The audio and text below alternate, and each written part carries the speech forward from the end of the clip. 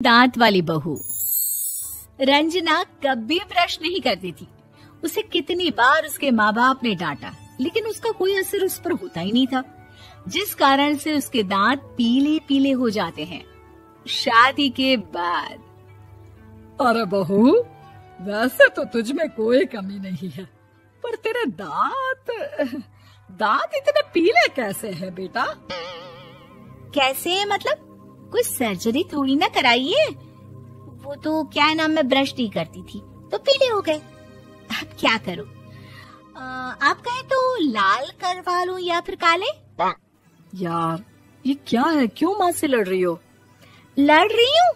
अरे मैं लड़ रही हूँ या ये बोल रही है कि दांत पीले हैं, पीले। अरे तपस्या थोड़ी ना की है इन्हें पीले करने के लिए। बकायदा ब्रश नहीं किया है 20 साल तक, तब जाकर। छी, कैसी बात कर रही हो? ये उस वक्त तो पीले नहीं थे जब हम लोग तुम्हें देखने आए थे। अरे तब साफ करवा लिया होगा डेंटिस्ट के पास जाकर। अब देखो कैसे पीले पीले लग रहे हैं। रंजना सास की तरफ गुस्से से देखती है। फिर शुरू हो गई पीले पीले पीले। अरे पीले तो तब भी थे जब मेरे हाथ का रसगुल्ला उड़ा उड़ा कर खा रही थी और बोल रही थी, लड़की नहीं गुणों का खजाना दे रहे भाई साहब आप। खैर, अब वो लोग करते भी तो क्या करते, पीले दांत वाली बहू पल्ले पड़ी थी तो झेलना तो था ही। एक दिन कीर्तन में रंजना गाना गा रही थी। अरे कमला बहन, माँ का द्वार है, यहाँ तो सब शुद्ध होकर आते हैं, फिर अपनी बहू को ब्रश भी नहीं करवाती तुम। दूर से पीले पीले दांत भक्ति में बाधा उत्पन्न कर रहे हैं। अरे कोई 2 साल की बच्ची थोड़ी ना लेकर आई हूँ मैं बहू बनाकर। अच्छी खासी लड़की है, अरे कैसे करवाऊं ब्रश? ये तो उसे खुद करना चाहिए ना। अब माँ बाप तो इसके जैसे तैसे निपटा दिए, ये नहीं सोचा कि सास कैसे संभालेगी। सास बहू को लेकर घर आ जाती है, लेकिन सोच लेती है कि अब इसे लेकर कहीं नहीं जाएगी। अगले रोज बहू कहती है, अरे क्या हो गया, मंदिर नहीं जाना क्या? कीर्तन का वक्त हो रहा है। मेरी मधुर वाणी से कान्हा जी जागते हैं और सोते हैं। आप तो जानती है ना उनकी भक्ति में कितना मन लगता है मेरा। वो क्या है ना, तबीयत ठीक नहीं लग रही है मेरी, आराम करूंगी मैं। तबीयत ठीक नहीं लग रही? अभी तो मिथुन के गाने पर नाच रही थी आप, और अब बोल रही है कि तबीयत ठीक नहीं लग रही।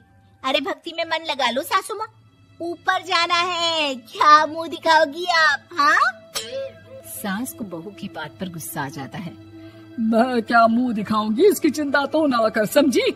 अपने मुंह की चिंता कर, जो ये पीले पीले दांत लेकर हर जगह पहुंच जाती है। पता है लोग कितना मजाक बनाते हैं। ना जी ना, मैं नहीं जाना कहीं तेरे साथ। तो ये बात है, कोई ना, मत जाओ, मैं अपने कमरे में ही बैठकर भक्ति कर लूंगी। ऊपर वाला दांत थोड़ी ना देखता है, मन देखता है, भावना देखता है। और अरे बस बस, तू सब कुछ दिखा, बस ये सफेद चमकदार दांत ना दिखाना किसी को, है? जा यहाँ से। बहू को सास की बात का कोई फर्क नहीं पड़ता, वो तो जैसी थी वैसी ही रह जाती है। सुबह नहाकर किचन में खाना बनाना, फिर खाना खाना, कीर्तन भजन करना और सो जाना। एक दिन, माँ जी मैं सहेली के घर जा रही हूँ, शाम को लेट आऊंगी।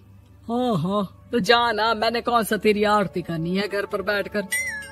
रंजना सहेली के घर जाती है, जहाँ वो पार्टी में जाने की तैयारी कर रही होती है। अरे शिखा, कहाँ जाने की तैयारी कर रही है? मैं गलत वक्त पर आ गई क्या? अरे नहीं यार, उल्टा सही वक्त पर आई है। मैंने ये साड़ी और ज्वेलरी निकाली है यार, शाम को इनके ऑफिस की एक पार्टी में जाना है। बताना कैसा लग रहा है ये सब? नहीं यार, इस ड्रेस के साथ तो वो वाली ज्वेलरी अच्छी लगेगी। हाँ हाँ सही बोल रही है, मैंने ध्यान ही नहीं दिया। वैसे तो हमेशा से मस्त फैशन सेंस रखती है। तो बड़ा जाती होगी ना पति के साथ पार्टी में।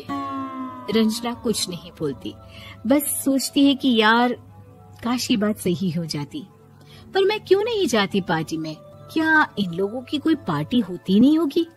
रंजना घर आती है और रात में पति से सवाल करती है, एक बात बताइए, आप मुझे किसी पार्टी में क्यों नहीं ले जाते? क्या आपके यहाँ ऑफिस में पार्टी नहीं होती? पति बेचारा क्या कहता कि दांत पीले हैं तुम्हारे इसलिए। अरे कोई पार्टी होती नहीं हम लोगों के ऑफिस में, तो कहाँ से लेकर जाऊं? और मार्केट, मॉल, कहीं वीकेंड घूमना, कहीं तो। अरे यार, सारे हफ्ते में एक छुट्टी मिलती है, तो सोचता हूँ कि आराम ही कर लूं। क्यों? रंजना मन मार के रह जाती है। पहले कभी सास के साथ मंदिर जाया करती थी, लेकिन वो भी सास ने ले जाना बंद कर दिया। घर बैठी बैठी रंजना बोर हो जाती है। तभी उसे आइडिया आता है और वो मायके जाने का सोचती है। सासू माँ, 2 दिनों के लिए मम्मी के घर जा रही हूँ। अच्छा ठीक है, आराम से जा। और हाँ, माँ से कुछ अच्छी आदत सीख कर आना कि कैसे शरीर के हर भाग की तरह दांतों की सफाई भी जरूरी होती है, समझी? शुरू हो गई ना आप? वो लोग आपकी तरह नहीं है कि छोटी छोटी बात का बतंगड़ बना दे। उन लोगों के लिए मैं मायने रखती हूँ, ना कि मेरे पीले पीले दांत। रंजना माँ को बिना बताए उन लोगों को सरप्राइज देती है, लेकिन जैसे ही वो दरवाजे पर पहुँचती है, अंदर देखती है कि घर वाले कहीं जा रहे होते हैं। अब माँ, काश रंजना दीदी के दांतों वाली प्रॉब्लम नहीं होती, तो वो भी हम लोगों के साथ चलती ना बुआ जी की बेटी की शादी में। हाँ बेटा, लेकिन अब उसे कौन समझाए कि उसको उसके पीले दांत नहीं दिखते, लेकिन उसके आसपास के लोगों को कितना एम्बैरेसिंग फील कराते हैं। मुझे तो कितनी बार उसके स्कूल की टीचर ने शिकायत की कि उसके साथ कोई लड़की बैठना भी नहीं चाहती, और ना ही कॉलेज में कोई उससे बात करना चाहता था। लेकिन पता नहीं क्यों उसे ये बात समझ में ही नहीं आती। कोई कमी नहीं है उस लड़की में, बस यही कि दांत पीले हैं। वो तो भला हो जीजा जी और उनकी माँ का, जो दीदी को जैसी है वैसे ही रखा हुआ है।